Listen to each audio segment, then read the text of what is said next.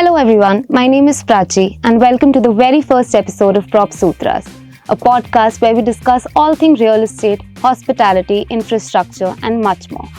PropSutras is presented by Prop News Time, a digital platform where we deliver real estate news to help stakeholders connect and explore opportunities. Similarly, our guest today is Mr. Balaji Rao, a real estate veteran with over 35 years of experience in residential, commercial and retail sector. He's worked on everything from land acquisition to property development and financing and funding. Thank you so much for joining us, sir, today. Thank you, Prachi. It's my pleasure and privilege to get this platform for my PropSutra series. I have been in real estate, as you rightly said, for over 3 decades and have covered all dimensions of real estate, right from the asset classes, as you said, described residential, commercial, retail, hospitality, as well as the geographical dispersion across India, across all the cities of India, and also all the functionalities, whether it is development, funding, financing, sales, name it. And I thought it was a good time for me to transfer this knowledge via this series, which your platform has kindly agreed to host, all what we have garnered and gathered over the years in the pursuit of this success in real estate. So I think it's been quite a journey, and I'm really thankful to Prop News Time for giving me this opportunity to host this. Thank you, sir. So we'll dive right in. So the real estate sector is at a very interesting crossroads. Like from a investor's perspective, the market is increasing rapidly. So with your experience, so what can you tell about the current state of affairs when it comes to real estate? Real estate has always been a very staid and stable sector for the last few decades. But most people forget it is one of the largest contributors to the GDP and the national economy. So I consider real estate to be one of the main driving forces in uplifting this country's economy as well as all its population. So if you're asking me whether we are seeing a watershed year in real estate, yes. I think we saw one in real estate post liberalization in 1991. And I think right now, as we are talking 30 years later, we are seeing another watershed coming about in real estate when it is truly gaining prominence.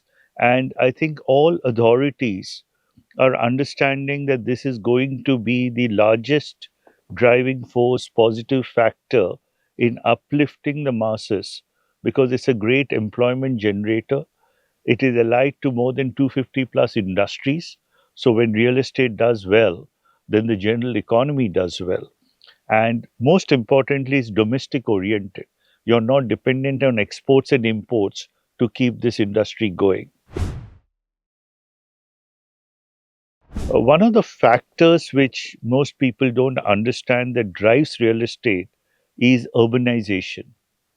What is urbanization? Urbanization is the ratio of the population who live in urban cities as compared to being in the rural countryside. In the world, the average urbanization as we speak is around 56%. In India, it is 36%. For any developed country, if you take a US or UK or any of the Scandinavian countries, you will realize that urbanization is usually over 80%. Even in a developing country like Brazil, it's over 80%. So we believe that a country, if it has to develop and have a high growth of GDP, the urbanization has to come up. That means from the current rate of 36%, we need to at least cross 50. Once we cross 50, we will see more rapid urbanization. And urbanization is nothing but real estate demand and supply in a way. So now that you spoke about real estate demand and supply, over the years the cycle has been very the real estate market has been very cyclical because of the inevitable loss. So, what would be your take on the cyclical nature of it? See, real estate cycles are no different from economic cycles. They will always be ups and downs. And our research has shown that real estate cycles are generally in the range of 10 to 12 years. That means in a 10 to 12-year period, you cover the entire cycle where it goes up, comes down, plateaus, and comes back to reset.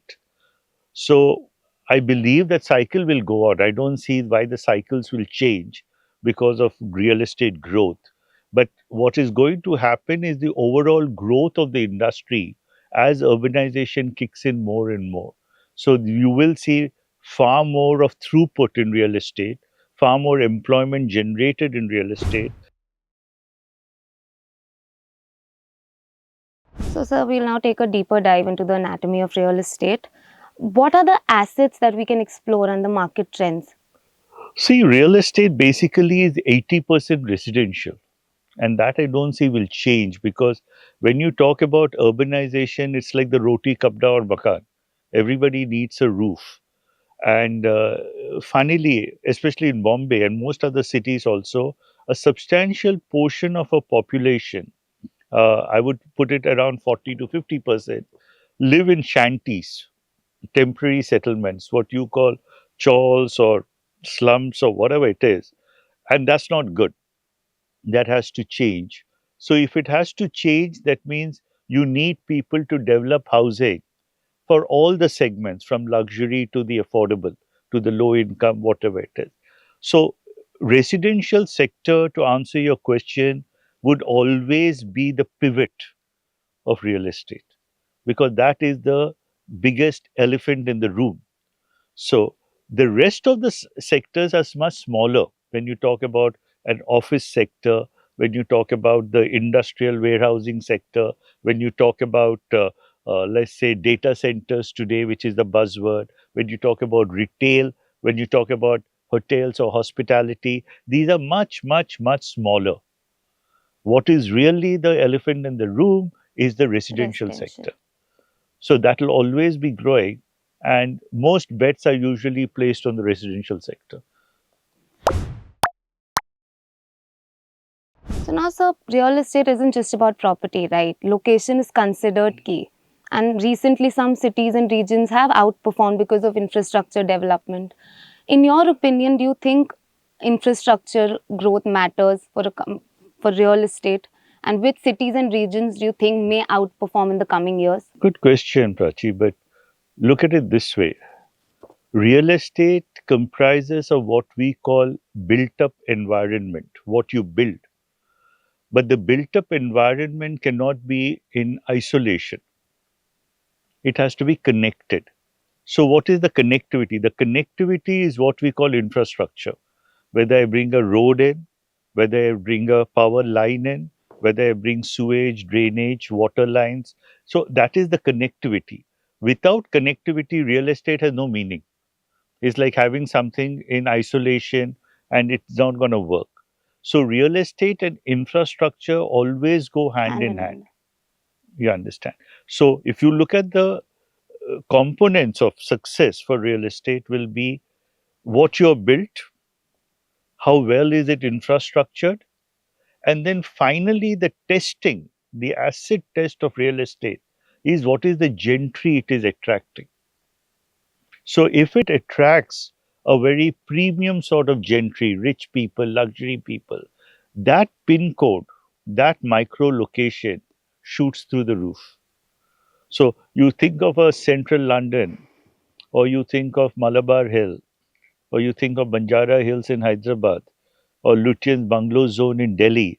These are areas with a premium and luxury because of not just the built up environment, not just because of the infrastructure connectivity, but finally it passed the acid test of what I call getting the right gentrification. It attracted the right gentry, if for whatever reason we believe is the right gentry. So there's segmentation. So you will have the rich and the luxury living, you will have the middle class, and you will also have the mass markets. So for any real estate, for any developer, he's always trying to move up to the luxury because that's where he believes the margins are the best. And that's one of the reasons why real estate markets go skewed. Because as soon as we see that there's buoyancy in the market, developers tend to move more towards luxury because that's where the margins are higher. But technically, real estate comprises all the three. It comprises of infrastructure connectivity, and finally, the test of it comes in the people it attracts to those places. But any city or region that you see having an exponential growth over the coming years? The city or region which will grow exponentially will always be the one which is having a lot of infrastructure being planned. For example, sitting in Mumbai, where we will be slightly biased towards, there is a lot of infrastructure which is going into Mumbai, for example. Not just a new airport, not just the multiple metro lines we are planning, coastal roads. When you put it all together, the infrastructure which is being planned in MMR is a substantial chunk of the infrastructure of the whole country. At one time, it was nearly 35 to 40%. It had, and I think it's still substantially high. So any city which is going to enjoy a lot of infrastructure in it is bound to be a precursor for you to say that in the future it will be more and more successful because that's what first drives the growth of real estate. But having said that, when we look at NCR, when we look at Bangalore, when we look at Kolkata, when we look at Chennai, everybody is trying to catch up. There's no doubt about that. But the infrastructure will be the key driver towards real estate growth. So if you think of even a tier 2 city like an Indore or a Coimbatore or a Cochin, all you have to do is to picture as to what is the infrastructure growth in that particular area to figure out whether it will be successful. Any city or any region where there's no infrastructure can't be successful in the future. All right, sir. So, apart from property, real estate also attracts a lot of career opportunities for young professionals or maybe anyone for that matter. So, do you think it's important for people to get aware about that? And there are, if you could share career opportunities that would attract people? Correct.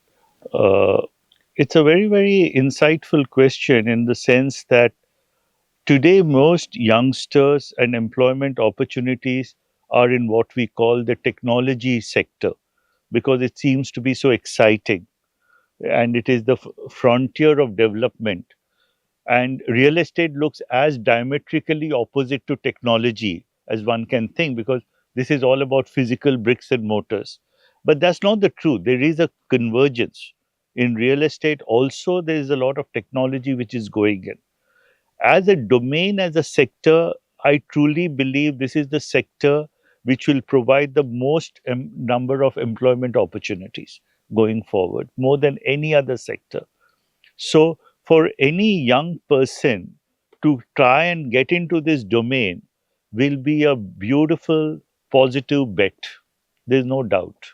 Because this is the sector which requires talent, it requires skill, it requires energy and enthusiasm, which is provided or that is provided by the youth. And they need to come into this sector.